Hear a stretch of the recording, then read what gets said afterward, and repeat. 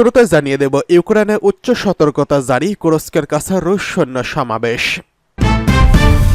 জানিয়ে দেব গাজা ও লেবানন জুড়ে ইসরায়েলের ভয়াবহ হামলা, নিহত 107।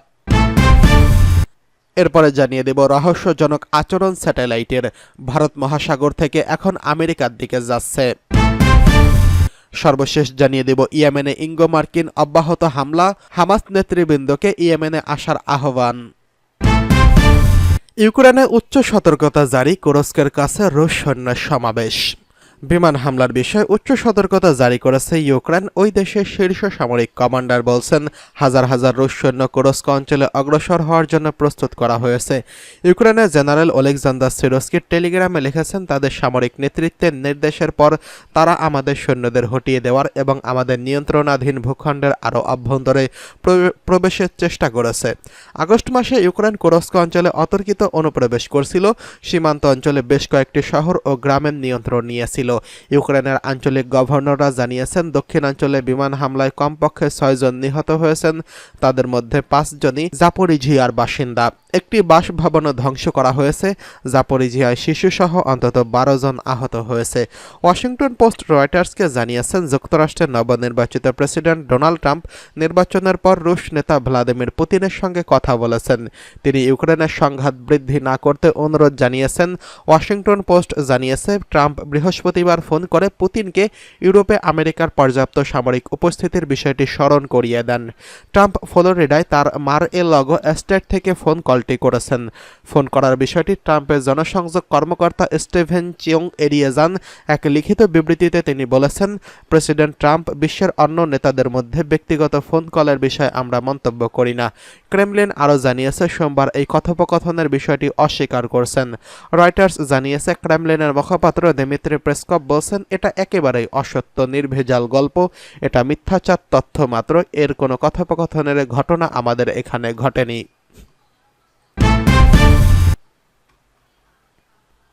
এদিকে গাজা ও লেবানন জুড়ে ইসরায়েলের ভয়াবহ হামলা, নিহত 107। ফিলিস্তিনের অবরুদ্ধ গাজা ভূখণ্ড ও লেবানন জুড়ে ভয়াবহ হামলা চালিয়েছে ইসরায়েল। এতে একদিনে কমপক্ষে 107 জন নিহত হয়েছেন। এর মধ্যে গাজায় নিহত হয়েছে 63 ফিলিস্তিনি, আর লেবাননে একদিনে ইসরায়েলি বর্বরতায় প্রাণ হারিয়েছেন আরও 44 জন।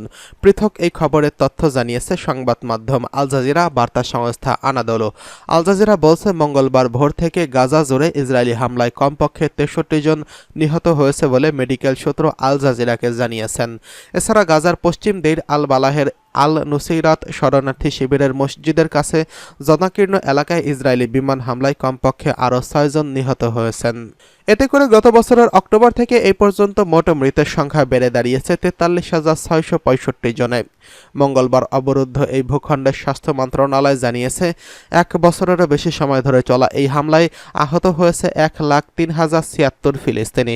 অন্যদিকে লেবাননের স্বাস্থ্য মন্ত্রণালয় জানিয়েছে, ইসরায়েলি বাহিনী গত 24 ঘন্টায় সারা দেশে যে অভিযান চালিয়েছে তাতে আরও 44 জন নিহত এবং 88 জন আহত হয়েছেন।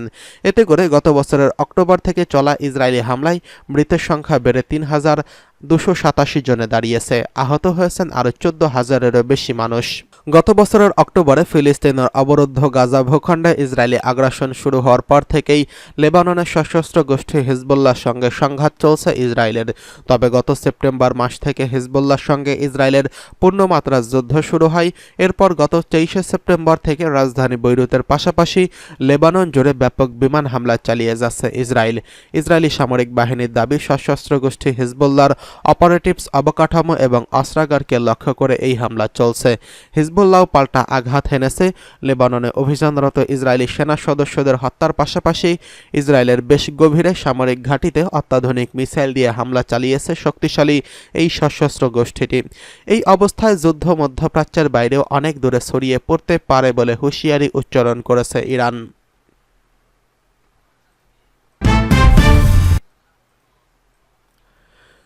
এদিকে রহস্যজনক আচরণ স্যাটেলাইটের, ভারত মহাসাগর থেকে আমেরিকার দিকে প্রত্যাবর্তন। যুক্তরাজ্যের একটি স্যাটেলাইট পাঠিয়েছিল 1969 সালে মহাকাশে। এটির নাম ছিল স্কাইনেট 1। এটি ছিল এক সময়কার অত্যন্ত গুরুত্বপূর্ণ উপগ্রহ যা ব্রিটিশ সামরিক যোগাযোগের জন্য পূর্ব আফ্রিকার উপর অবস্থান করেছিল।